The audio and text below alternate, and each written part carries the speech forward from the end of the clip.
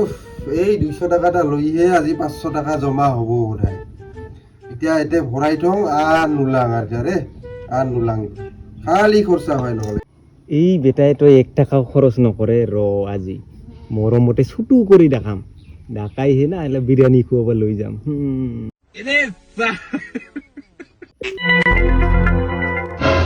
ও ছুটু ছুটু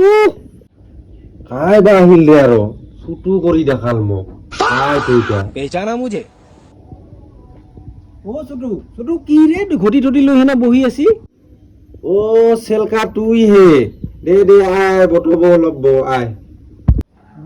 দে বহুন কালে না বটব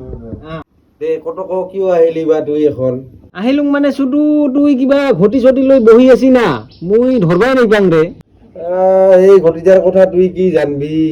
আজি 5 বছৰৰ পৰা এটাত পইচা জমালো